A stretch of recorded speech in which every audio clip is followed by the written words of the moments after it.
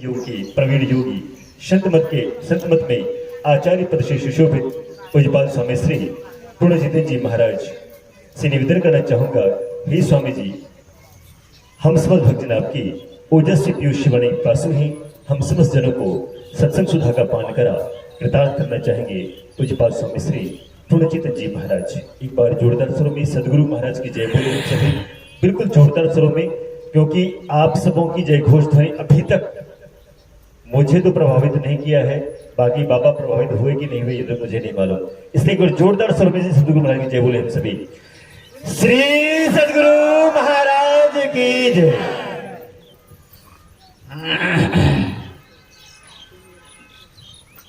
आप लोग जत्र तत्र से महापुरुषों की छत्र छाया में जो मनुष्य शरीर का कर्तव्य है वह कर्म करने हेतु यहाँ पर पधारे हुए हैं। आइए हम लोग गुरुदेव भगवान का बुलंद स्वर में एक बार जय घोष करके अपनी रचना को पवित्र कर लें। कहा गया है महापुरुषों का नाम उच्चारण करने से सभी का जय जयकार हो जाते हैं। तो आइए गुरुदेव भगवान का बुलंद स्वर में एक बार हमारे साथ जय घोष कर लें गुरुदेव का। बोलिए प्रेम से श्री सदगुरु महाराज की जय। अखंड मंडल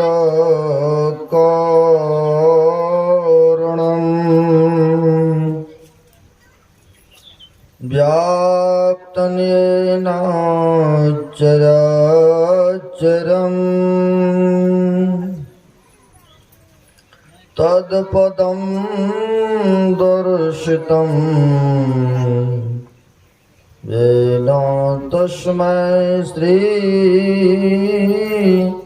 गुरुवे नमः। परम गुरुवे नमः। परापर गुरुवे नमः। परमात्मा गुरुवे नमः। आत्मा गुरुवे नमः। आदि गुरुदेव अनादि गुरुदेव अनंत गुरुदेव अखिल गुरुदेव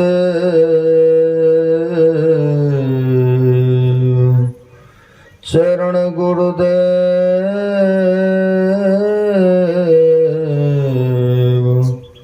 शरण गुरुदेव।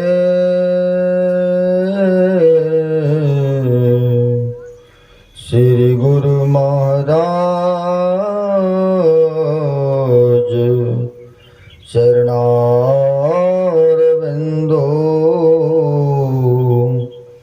नमो नमस्ते। श्री गुरु महाराज चरणारविंदो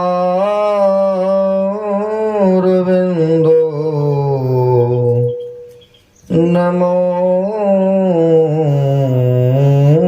नमस्ते। सर्वत्र व्याप्त कण कण में विराजमान जग उद्धारक जग कल्याणकारक ऐसे परमात्मा स्वरूप गुरुदेव के पाद पद्मों में असंख्य असंख्य बार नमन है।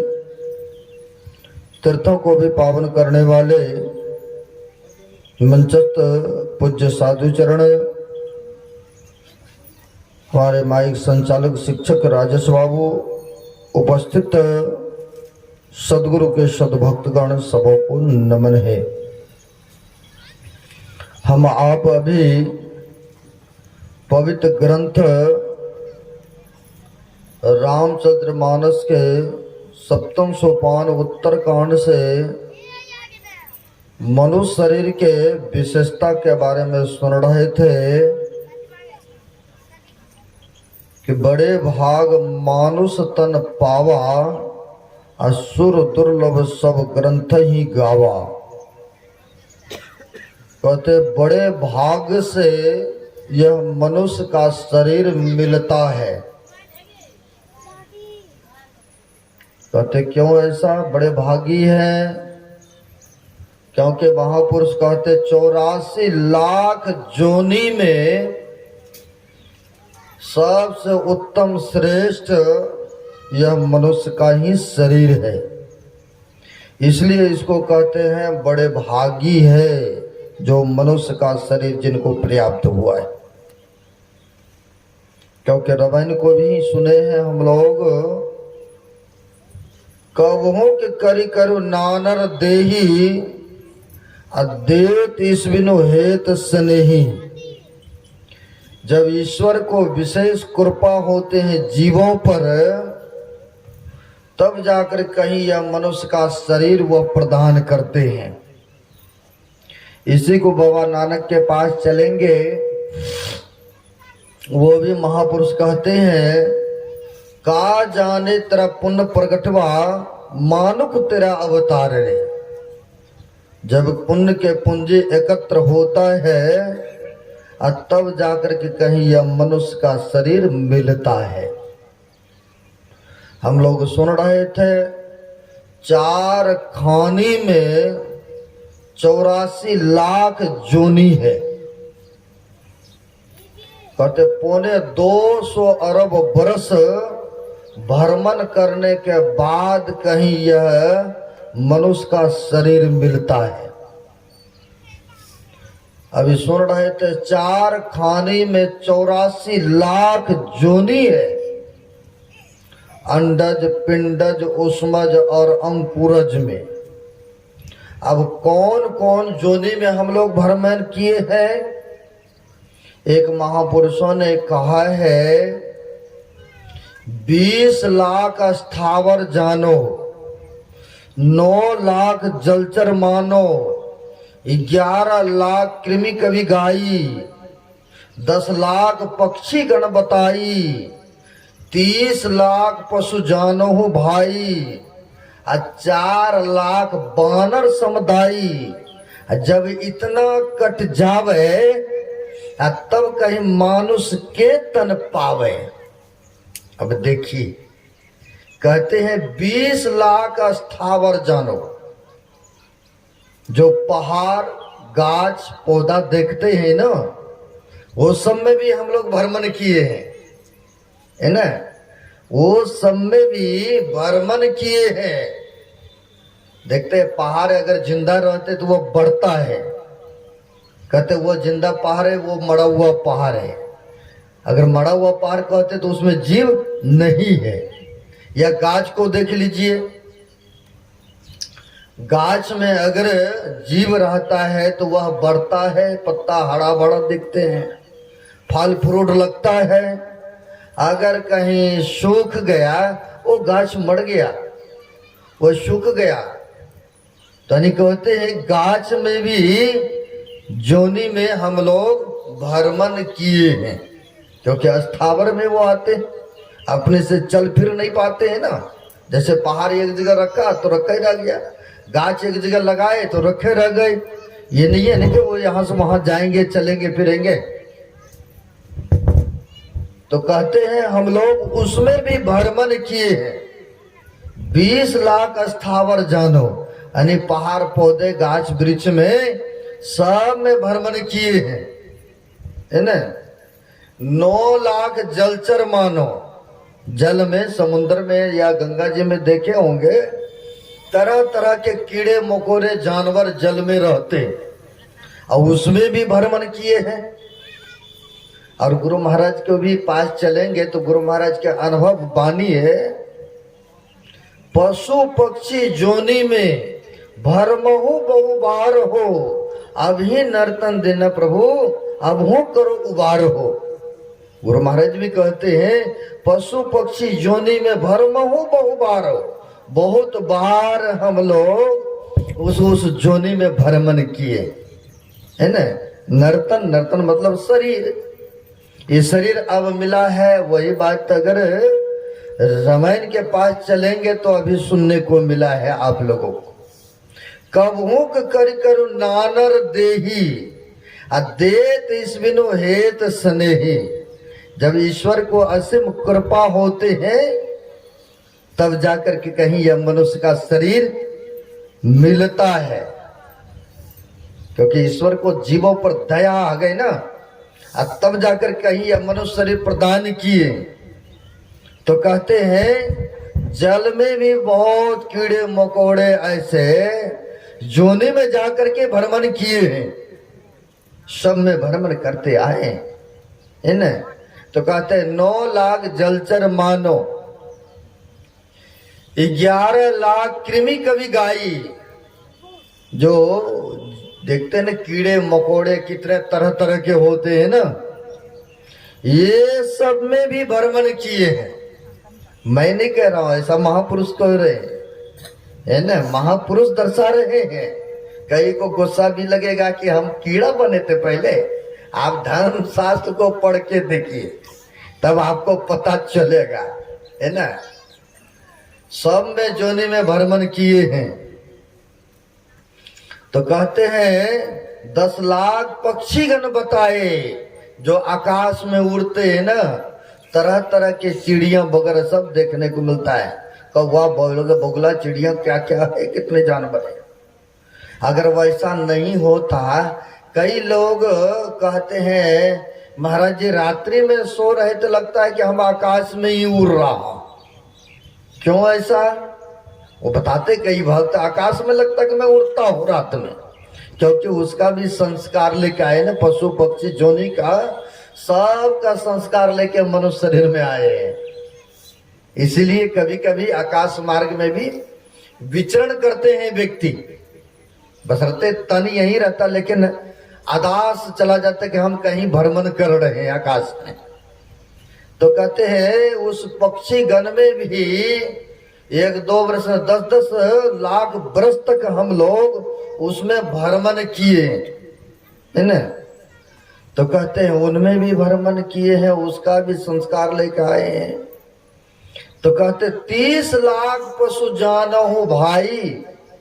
पशु जो गाय भैंस तरह तरह के देखते, गधा बैल, ये सब जानवर है, वो सब में भी भ्रमण किए हैं, सब में भ्रमण किए हैं।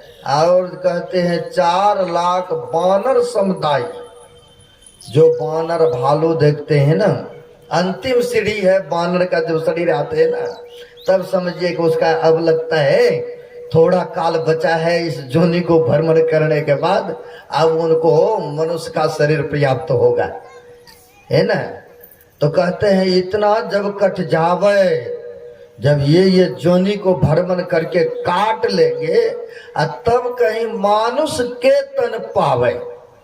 अब देख लीजिए, कहते इतना भ्रमण करने के बाद कहीं आकर के यह मनुष्य का शरीर मिलता है।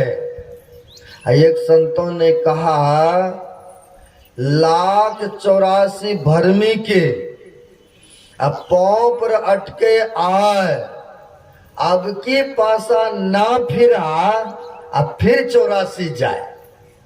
कहते 84 लाख जोनी में भ्रमण करते करते यह मनुष्य शरीर में आकर के अटके हुए हैं, है ना।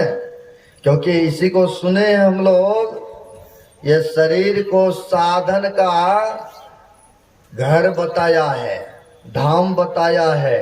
अभी हम लोग सुने हैं साधन धाम मोक्ष कर द्वारा पाइन जेहि परलोक समारा, सो परत्र दुख पावही, सिर धुन धुन पचता, काल ही कर्म ही ईश्वर ही मिथ्या दोष लगाए।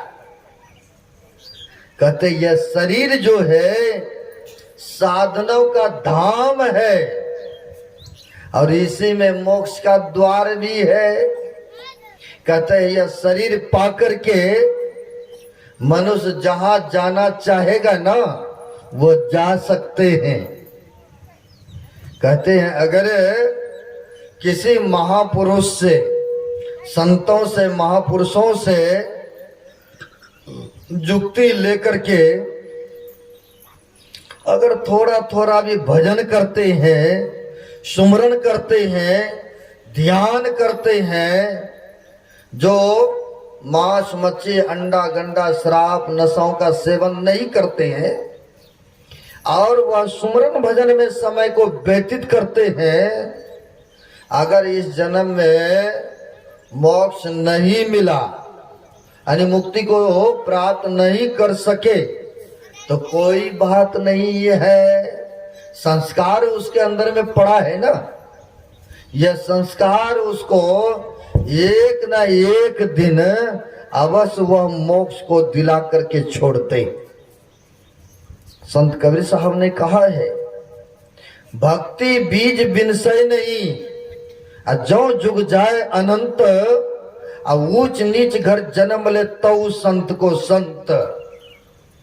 यह संस्कार जिसके अंदर में पड़ गया है ना, वो नीचे के जोनी में नहीं जाएंगे, इस जन्म में नहीं तो अगले जन्म में, अगले जन्म में नहीं तो फिर सही, लेकिन यह बीज पड़ चुका है ना, वो कभी भी नीचे की जोनी को पशु पक्षी या कीड़ा मकोड़ा नहीं बनेंगे, क्योंकि उसके अंदर में संत महापुरुषों का यह बीज पड़ चुका है ना। तो कहते हैं कभी वह नरक में नहीं जाएंगे। अगर कोई व्यक्ति गुरु को धारण नहीं किया है, दान पुण्य करता है, कोई धार्मिक स्थान बनाते हैं, बहुत ऐसा व्यक्ति है दान पुण्य करेगा, गरीब गुरुओं को, लड़कियों का शादी विवाह करेगा, रोगियों को दवाई देंगे, निवस्त्र को वस्त्र बना देंगे, या रुपया पैसा है तो कहीं धार्मिक स्थान में लगाएंगे, लेकिन कहिएगा दीक्षा ले लो, नामदान ले लो, ओ नहीं मैं तो धर्म काम कर ही रहा हूं ना, मैं भी तो पुण्य काम कर ही रहा हूं। आप सत्संग में जाते हैं, गुरु को धारण किए हैं, हमने ऐसे ही कर रहा हूं, तो पूजा पाठ भी कर रहा हूं, जो होता है हम करिए रहा हूं, दान पुण्य सब कुछ कर रहा हूं, सत्कर्म को कर रहा हूं। लेकिन कहते बिना गुरु के दान पुण्य या पुण्य कर्म करते हैं तो कहते हैं अन्य जोनियों में भी वह व्यक्ति भोग सकते हैं। आप कहेंगे अन्य जोनी में भी भोगता है, आपको हम दिखाएंगे, बताएंगे कि जो मनुष्य शरीर में मनुष्य को उपलब्ध नहीं है वह सुख सुविधा, वह एक पशु, एक जानवर को सुख सुविधा मिलता है। मैंने अपने आंखों से देखा हूं, एक सरदार ने थर्मस में दूध रखा था और कुत्ता हाथ में, मोटा तगड़ा कुत्ता देखे होंगे, गाड़ी में भी घूमता है लेकर के, रहने के लिए बढ़िया घर में रूम में देता है, जो कि मनुष्य को वह पर्याप्त नहीं हो रहा है।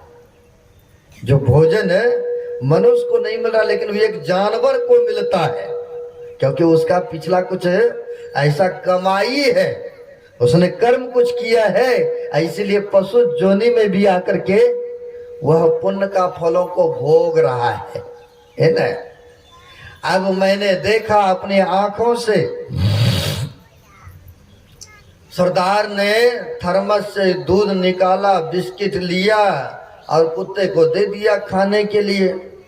खाया खाया, कुछ गिरा पड़ा रहा नीचे में, लेके चले गए। प्लेटफार्म पर देखे होंगे हाथ पसारते हैं, लिफाफे चुगते हैं, बहुत ऐसे देखने को मिलेगा मनुष्य, बहुत ऐसा व्यक्ति देखने को मिलता है। वह देख रहे थे आसपास में जो बिस्किट गिरा था वह कुत्ता जानवर नहीं खाया और गिरा पड़ा रहा। अब जब वह लेके चले गए, जो लिफाफा उठाने वाला चुगने वाले थे वो उठाया बिस्कुट और खाने लगे। अब देखिए, एक जानवर खाते खाते छोड़ गए, एक मनुष्य ऐसा उठा के खा रहे। क्यों ऐसा? क्योंकि वह जानवर ने कुछ सत्कर्म किया था पीछे, इसलिए उसको इस जन्म में वह सुविधा मिल रहा है। या यूं कहिए, एक ही गांव में एक धनवान के घर में जन्म लेते सार देखिए वह करोड़पति बन जाते हैं। सारा सुख सुविधा उनको मिल रहा है, किसी भी तरह की दिक्कत नहीं है, दूध, खाना, वस्त्र, रहना, सारा कुछ प्रबंध है। और उसी गांव में एक गरीब के घर में जन्म लिया, नहीं ठीक से दूध पूरा हुआ, नहीं वस्त्र मिल रहा, नहीं तो पंखा का हवा, किसी को एसी का हवा मिल रहा है। जन्म तो एक ही गांव में लिया, एक ही दिन लिया, क्योंकि उसका पिछला कमाई था, इसलिए वो किसी धनवान के घर में जन्म लिए। आज जन्म लेते सार वो धनवान बन गए। तो ये भी पिछला कुछ कमाई होता है। तो कहते हैं अगर दान पुण्य करते हैं व्यक्ति, सत्कर्मों को करते हैं, तो कहते हैं वह अन्य जोनि में भी वह पुण्य के फलों को भोग सकते हैं, भोगते हैं, ऐसा देखने को मिलता है ना। तो कहते हैं चलो वह दान करने व्यक्ति वाले को वह सुख सुविधा सब कुछ मिलता है, और जो कुछ नहीं करते हैं, अरे काहे रुपया पैसा दान करेंगे, काहे के लिए हम जो है सत्संग करेंगे, काहे के लिए साधु महात्मा के चरण में जाएंगे, अरे मरेगा तो सब एक ही जगह जाएगा, कौन देखा है बाद में, ऐसा भी बहुत कहते हैं लोग। ऐसे व्यक्ति, ऐसे प्राणी के लिए तो कहते सीधे नरक है, सीधे उनके लिए नरक में स्थान है। इसलिए ये शरीर पा करके कहते हैं जहां जाना चाहते हैं जा सकते। इस शरीर में 3 सीढ़ी लगा है, स्वर्ग का, मोक्ष का और नरक का। जो जहां जाना चाहे स्वतंत्र है जाने के लिए, है ना। तो इसलिए कहते यह मनुष्य शरीर है, साधनों का धाम है, ऐसे मोक्ष का द्वार भी है। कहा है गोस्वामी तुलसीदास जी महाराज से, एक भक्तों ने पूछा, महाराज किसी भक्तों ने दीक्षा लिया और लेकर के कुछ बरस तक ध्यान भजन सुमरन किया और उसका शरीर छूट गया, तो उसका क्या होगा प्रभु, कौन सी गति को प्राप्त करेंगे। तो गोस्वामी जी महाराज ने किसान के उदाहरण दिए। जैसे आप लोग किसान है, खेती का काम करते हैं ना, या कोई वृक्ष लगाते हैं, तो बीज का, या गुठली हो या आमकाई हो या कोई चीज का हो, जैसे तैसे जमीन के अंदर में डाल दिए और उसमें क्या होता है, ऐसा प्रभाव, ऐसा गुण, वह जमीन को फोड़ करके, बेशक उसका बीज का मुंह नीचे जमीन की तरफ क्यों नहीं पड़ा हो, लेकिन उनमें ऐसा क्षमता, ऐसा गुण होता है कि वह जमीन के तरफ नहीं जाएगा, उसका पौधा जमीन को फाड़ते चिरते आकाश की ओर निकल आते हैं। कहते ठीक उसी प्रकार से जिसके अंदर में भक्ति का बीज असली पड़ गया है, अच्छा बीज पड़ गया है, तो वह कहते हैं वह बीज फिर से मनुष्य शरीर दिलाएंगे, बहुत दिनों तक स्वर्ग के सुखों को भोगेंगे। अब पुनः इस पृथ्वी लोक में या कोई श्रीमान के घर में जन्म लेते हैं या कोई योगी के घर में, वह प्रारब्ध के संस्कार के कारण से फिर से भजन सुमरण करते हैं। तो ये संस्कार कैसे बनता है, कहाँ जाने से, तो कहते संत महापुरुष के चरण में जाने से, है ना। ये सुंदर मनुष्य शरीर मिला है, सब जोनियों में से उत्तम है, तो उत्तम है तो उत्तम कर्म करेंगे तब ना उत्तम है। अब मनुष्य शरीर पा करके कर्म करेंगे जानवर वाला, तो एक संतों ने कहा मैंने तुमको पशु बना रहे थे, लेकिन भूल से हमने तुमको मनुष्य बना दिया। कहा है बैल गरंता नर गरहा, चौका सिंह और पूछ, ये कहीं गुरु की भक्ति बिनो दीर्घधारी दीर्घ मूछ। कहते तुमको हम पशु बना रहे थे, जानवर, लेकिन मैंने मनुष्य नर गढ़ा, यानी नर मतलब मनुष्य शरीर को पाए। कहते मनुष्य मैंने बना दिया कि जाओ तुम भक्ति भजन सुमरन करोगे, लेकिन यहाँ आकर के जो काम पशु कर रहा वही मनुष्य कर रहा है। पशु भी कहते हैं खाना खाते हैं, बेशक उनको आप खाते हैं बढ़िया बढ़िया आइटम हैं, उनको जूठे उठे या घास भूसा देते हैं, लेकिन पेट तो उनका भी पल रहा है ना, वो भी जी रहा है ना। तो कहते हैं पशु भी अपना जीविका चला रहे हैं। कहते मनुष्य भी बढ़िया बढ़िया खा करके जीविका अपना पाल रहे हैं। मनुष्य के लिए सोने के लिए बढ़िया बेड बिस्तरा है, लेकिन पशु के लिए बेशक जमीन ही है, लेकिन रात्रि तो उनके लिए भी कट रहा है ना। चाहे कोई व्यक्ति अमीर हो या कोई व्यक्ति सड़क पर सोने वाला हो, परमात्मा ने रात सबके लिए बराबर बनाए ना, सबके लिए बराबर बनाए हैं, है ना। यही कोई सुखमय जीवन व्यतीत कर रहा है, आप किसी का थोड़ा सा कष्टमय हो रहा, लेकिन रात तो सबके लिए बीत रहा है ना। तो कहते पशु भी रात में सोते हैं, अब मनुष्य भी सोते हैं।